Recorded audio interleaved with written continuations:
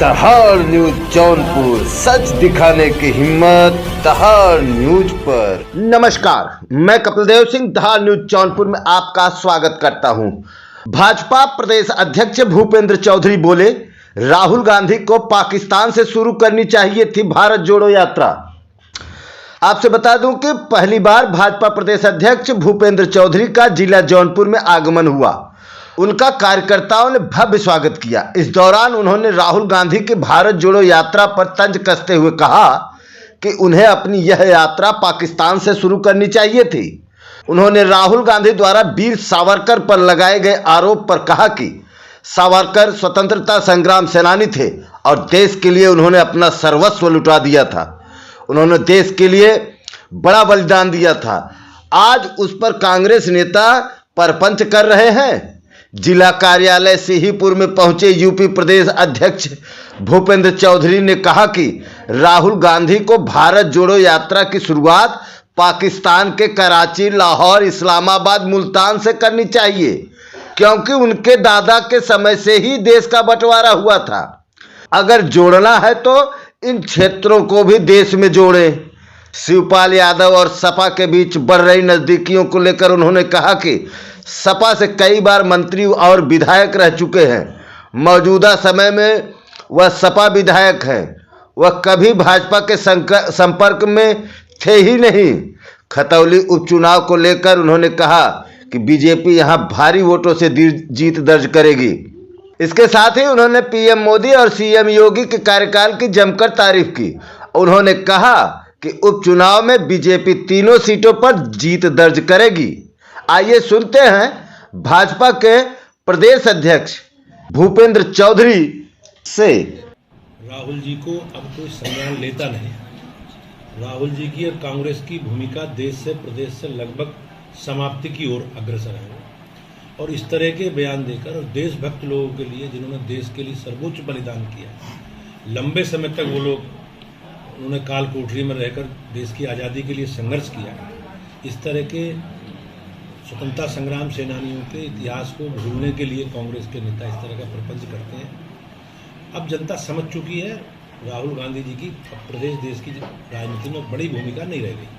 तो भारत जोड़ो यात्रा भी लेके चल रहा है, पूरा देश टहल रहे हैं। मेरा आग्रह है आप लोगों के माध्यम से उन्हें पूछना चाहिए कि आज़ादी के बाद देश का कोई हिस्सा अलग हुआ है।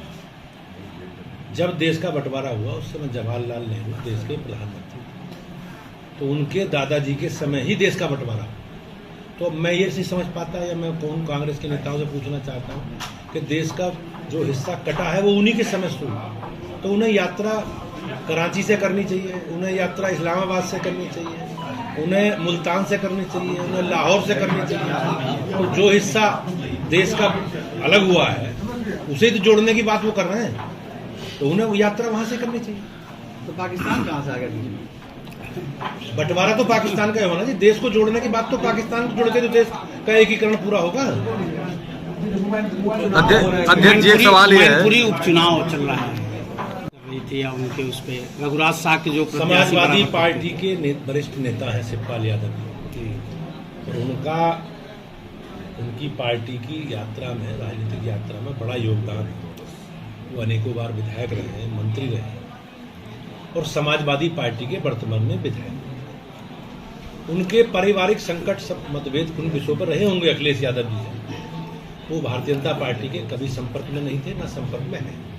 हम अपने विचार के आधार पर, अपने कार्यकर्ताओं के आधार पर और अपनी सरकार के रिपोर्ट कार्ड के आधार पर जनता के बीच में, हम मैनपुरी में भी जनता के बीच में हैं, हम रामपुर में भी हैं, हम हमारी पार्टी खतौली विधानसभा मुजफ्फरनगर की, वहाँ भी जनता के बीच में, और यही विषय हम अपने रख रहे हैं। हमने जो जो काम किए, हमने जनता की बेहतरी के लिए, प्रदेश की बेहतरी के लिए जो काम योगी जी की सरकार ने, मोदी जी की सरकार ने किए, उन सारे विषयों को लेकर जनता के बीच में जा रहे हैं हमारे कार्यकर्ता।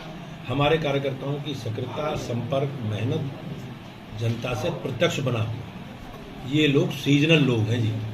जब सीजन होता तब चुनाव में आते हैं। भाजपा के लोग जनता के दुख दर्द में खड़े हैं। देश के प्रधानमंत्री जी ने पूरे 8 साल में एक दिन छुट्टी नहीं ली। प्रदेश के मुख्यमंत्री जी ने एक दिन छुट्टी नहीं ली, 5.5 साल हो गए। और बीजेपी के सांसद, विधायक, संगठन के लोग, कार्यकर्ता जनता के सुख दुख में साथ खड़े हैं। हमारा जनता से गठबंधन है और जनता का गठबंधन मोदी जी और योगी जी से है। और निश्चित रूप से भाजपा तीनों सीटें मैनपुरी की लोकसभा और विधानसभा दोनों बीजेपी जीतेगी, बड़े अंतर से जीतेगी। हमारी पूरी तैयारी के साथ हम चुनाव। अध्यक्ष जी, एक बात, पार्टी भारतीय जनता पार्टी कार्यकर्ताओं की पार्टी कही जाती है, देवतुल्य कार्यकर्ता भी कहे जाते हैं, लेकिन कई बैठकों में, जिले हो या प्रदेश में, जिले में तो कई बैठकों में ये बातें आई कार्यकर्ताओं द्वारा कि उनकी कहीं सुनवाई नहीं हो रही है, थाने से लेकर तहसील तक कहीं कोई।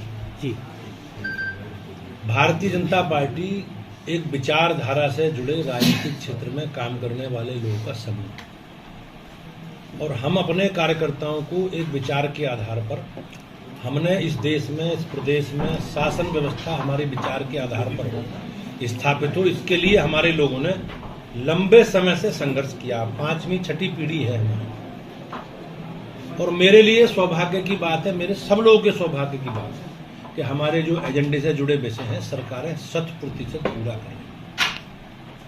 आप हमारे घोषणा पत्र निकलवा के देखो, जिन घोषणा पत्रों के आधार पर, जिन संकल्प पत्रों के आधार पर, जिन कोर एजेंडे के आधार पर हम लोग जनता के बीच में हैं, पब्लिक डोमेन में है, उस सरकारें सारा पूरा कर रही हैं। और कुछ बचा है तो हमारे पास अभी 4.5 साल विधानसभा के हैं, 2 साल लोकसभा के। हम संकल्पित हैं, सबको पूरा करेंगे। हम अपने कार्यकर्ताओं का एजेंडा ही पूरा कर रहे हैं, तो असंतोष की कोई बात नहीं है। ये लोग नैरेटिव इस तरह के लोग चलाते हैं। भाजपा का संकल्प है बेईमानी, भ्रष्टाचार, अराजकता, गुंडागर्दी, माफियागिरी, इन सब के हम खिलाफ हैं। हमारे सारे घोषणा पत्र आते हैं। हमारे घोषणा पत्र देखो, धारा 370 कॉमन सिविल कोड, देश को परमाणु शक्ति संपन्न राष्ट्र बनाएंगे, शरणार्थियों को बाहर नागरिकता देंगे, घुसपैठियों को बाहर करेंगे, भगवान श्री राम के मंदिर बुद्ध स्थान अयोध्या में भव्य राम मंदिर का निर्माण कराएंगे। ये हमारे संकल्प पत्र में है, आप उठा लो सब, और सब कार्यकर्ताओं की ताकत के आधार पर हम सब पूरा कर रहे हैं। नगर पंचायत को आदर्श नगर पंचायत बनाना है, विकास के रास्ते पर ले जाना है, तो अब की बार एक बार फिर नगर पंचायत अध्यक्ष के पद पर रुखसाना कमाल फारूकी को बैठाना है।